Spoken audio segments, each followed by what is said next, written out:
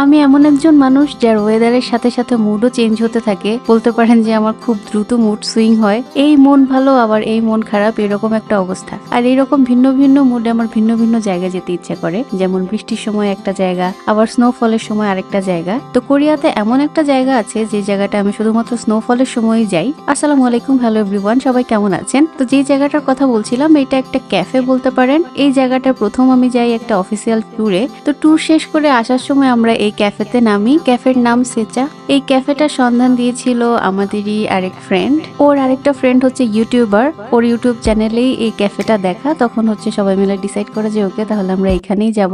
আর যেদিন প্রথম গিয়েছিলাম ওই দিনও স্নোফল হচ্ছিল, একদম স্নো দিয়ে চারপাশ ঢাকা ছিল। এই ক্যাফের স্পেশালিটি হচ্ছে এটার লোকেশন। এত সুন্দর একটা জায়গা এবং চারপাশে এত খোলামেলা, আশেপাশে তেমন কিছু নাই, মাঝখানে এই ক্যাফেটা আর এটার সামনেই ছোট একটা লেকের মতো বলতে পারেন আছে। এটা গ্রীষ্ম কিংবা বর্ষার সময় কেমন হয় আমি জানি না, তবে আমি তো সবসময় স্নোফলের সময় যাই, ওই সময় খুব চোখ জুড়ানো সুন্দর থাকে। আর শুধুমাত্র যে এটা জায়গাটা সুন্দর তা না, এটার খাবারগুলো অসম্ভব দারুণ। বিশেষ করে ওদের ক্রিম কেক গুলো আমার মনে হয় যে আমার খাওয়া বেস্ট ক্রিম কেক। ওদের ছোট ছোট এক ধরনের ক্রিম কেক ছিল, ওইটা মুখে দেওয়ার পরে আমি কয়েক সেকেন্ড জাস্ট চোখ বন্ধ করেছিলাম, এটার টেস্ট এতটাই ভালো ছিল। তো এবার যখন যাই আমাদের যেতে যেতে একটু দুপুর হয়ে গিয়েছিল, যার কারণে ওই কেকগুলো একটাও পাইনি। কারণ স্নোফলের সময় আসলে এত মানুষ গিয়ে ক্যাফেতে ভিড় জমায়, মানে সবাই চলে আসে। তো আমার ধারণা ছিল যে হয়তোবা পাবো, কারণ ওই জায়গাটা আসলে একটু নির্জন টাইপের আর আশেপাশে তেমন একটা ঘর বাড়ি নেই। তো ভেবেছিলাম যে পাওয়া যাবে, কিন্তু এত মানুষ এসে যে সব খেয়ে ফেলবে এইটা আমার ধারণার বাইরে ছিল। আর আমার বাসা থেকে এই ক্যাফেতে যাওয়ার যে রাস্তা এত সুন্দর, একদম গ্রামের রাস্তার মতো, কিন্তু আঁকা বাঁকা মেঠো পথ না, বাট খুবই সুন্দর ছিল।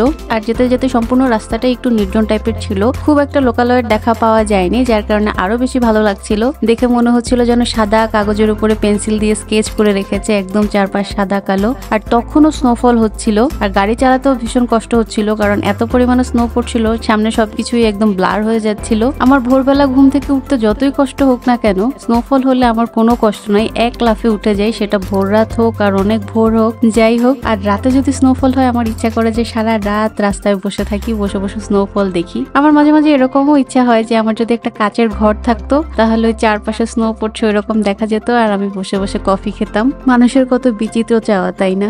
আর গান শুনতে শুনতে পৌঁছে গিয়েছি আমার সেই পছন্দের ক্যাফেতে। এখানে আসার পরে দেখলাম যে এত উঁচু হয়ে স্নো জমে আছে, আর রেস্টুরেন্টের যে স্টাফরা ওরা ওগুলো ক্লিন করছে যাতে মানুষ এখান দিয়ে একটু চলাফেরা করতে পারে। একটু একটু করে রাস্তা তৈরি করার চেষ্টা করছিল, কিন্তু কোনো লাভ নাই, একটু পরই আবার সেটা ফিল আপ হয়ে যাচ্ছিল। এই রেস্টুরেন্টের দুইটা ফ্লোর, উপরের ফ্লোরটা হচ্ছে এইরকম, এখানেও মানুষজন বসে খাওয়া দাওয়া করে। এখানে খুব সুন্দরভাবে সিটিং অ্যারেঞ্জমেন্ট আছে, এখান দিয়ে চাইলে বাইরের ভিউ দেখতে দেখতে খাওয়া যাবে। আর এখানে হচ্ছে ওদের সব ফুড সাজানো থাকে, এখানে অর্ডার করতে হয়। আর এই সাইডে খুব সুন্দর একটা জায়গা, এখানে জাস্ট বসার জন্য, বসে বসে ভিউ এনজয় করার জন্য, ছবি তোলার জন্য।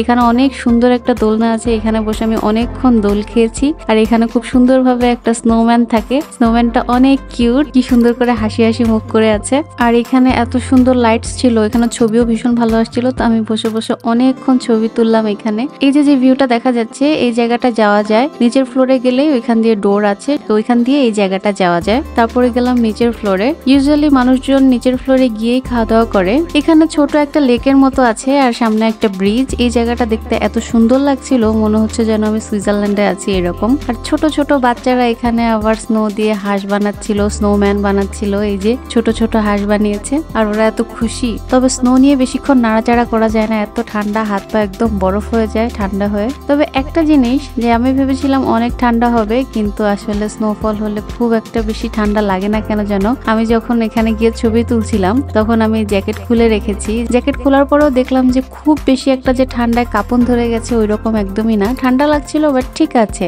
মোটামুটি মানিয়ে নেওয়া যায় এরকম। তবে খুব বেশিক্ষণ আবার জ্যাকেট ছাড়া থাকা যাবে না, তাহলে আবার অনেক বেশি ঠান্ডা লেগে যেতে পারে। আর এইখানে আরেকটা জায়গা আছে, এই জায়গাটাও আমার ভীষণ ভালো লেগেছে ওদের। এইটাও ছবি তোলার জন্য মিরর আছে এখানে, তো এক মিররে তাকালে পিছনের যে ভিউটা ওইটাও চলে আসে, দুই পাশেই মিরর দেয়া। আর খুব সুন্দরভাবে গাছগাছালি ফুল দিয়ে সাজানো, এবং এই ফুলগুলো কিন্তু রিয়েল ফুল। এখানে এসে মেয়েদের ভিড় জমছিল, সবাই এসে এসে এখানে ছবি তুলছিল। রেস্টুরেন্টের বাইরে এভাবে সুন্দর করে ওরা স্নোম্যান বানিয়ে কি সুন্দর করে সাজিয়ে রেখেছে, তো এটার পাশে একটু ছবি তুললাম।